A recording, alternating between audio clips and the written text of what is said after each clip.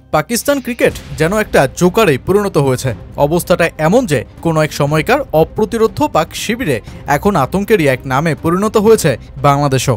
একথা আমি বলছি না, খোদ পাকিস্তানের সাবেক ক্রিকেটার বাশিত আলী যখন বলছেন দলটির কোচ আকিব জাভেদ যদি কোচ ও নির্বাচকের দায়িত্ব আগামী 4 মাস পালন করেন তবে পাকিস্তান দল বাংলাদেশের বিপক্ষেও হারবে, তখন তো ডালমে কুচ কালা হ্যায়। কোচে কোচে দ্বন্দ্ব, অধিনায়কদের ওপর দায়িত্ব চাপিয়ে দেয়া, দল বাছায়ে পক্ষপাতিত্ব, আর যার ফলাফলে মাঠের ক্রিকেটে শূন্য এই পাকিস্তান এখন তবে বাংলাদেশকেও তাহলে ভয়টাই পাচ্ছে।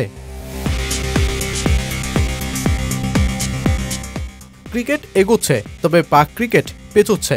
অন্তত গত কয়েক বছরের পারফরমেন্স তো তাই বলে। অবশ্য এর পেছনে মস্ত বড় কারণ দলটার কোচিং প্যানেলে ধারাবাহিকতা না আসা।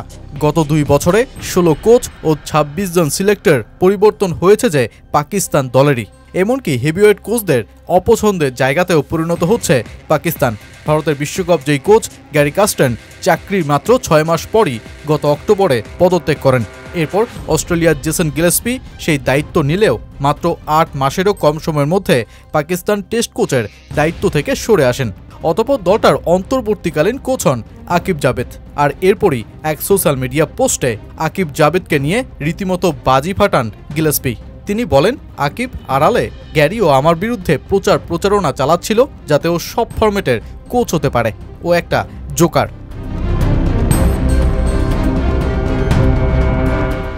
আকিব জাভেদ পাকিস্তান দলের অন্তর্বর্তীকালীন কোচ ও একসঙ্গে নির্বাচকও। তার কোচিংয়ে পাকিস্তান চ্যাম্পিয়ন্স ট্রফিতে গ্রুপ পর্বে বাদ পড়ে। অতঃপর নিউজিল্যান্ডের বিপক্ষে বাবর রিজওয়ানকে টি-20 সিরিজে বসিয়ে 4-1 সিরিজে হারে। আর ওয়ানডে সিরিজে এই দুজনাকে ফিরিয়ে পাকিস্তান কিউইদের সামনে হয় হোয়াইট ওয়াশ। দলটার এমন ভয়াবহ ব্যর্থতায় পাকিস্তান জুড়েই ক্ষোভ বাড়ছে আকিব জাভেদ ও তার নির্বাচক প্যানেলের ওপর। এবার দেশটার সাবেক ব্যাটার বাশিত আলী তো নিজের ইউটিউব চ্যানেলে ক্ষোভটাই উগরে দিলেন। নির্বাচক কমিটির পদত্যাগ করা উচিত, কিভাবে দল বানাতে হয় সেটা তারা জানে না। চ্যাম্পিয়ন্স ট্রফি থেকে এ পর্যন্ত পুরোটাই ফ্লপ শো।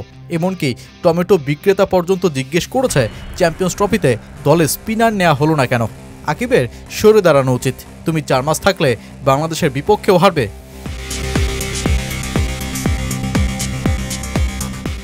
নিউজিল্যান্ডের মাটিতে ভরাডুবি শেষে দেশে ফেরা পাকিস্তান আগামী 4 মাসের মধ্যে দুবার মুখোমুখি হবে বাংলাদেশের। আগামী মাসেই বাংলাদেশ দল পাকিস্তান গিয়ে 5 ম্যাচের টি-20 সিরিজ খেলবে। অতঃপর পাকিস্তান বাংলাদেশে আসবে 3 ম্যাচের টি-20 সিরিজ খেলতে। তাই তো ভয়াল ব্যর্থতায় ডুবে যাওয়া পাকিস্তান দলকে নিয়ে দেশটার আতঙ্ক। বাংলাদেশও তাহলে হারিয়ে দিতে পারে এই দলটাকে।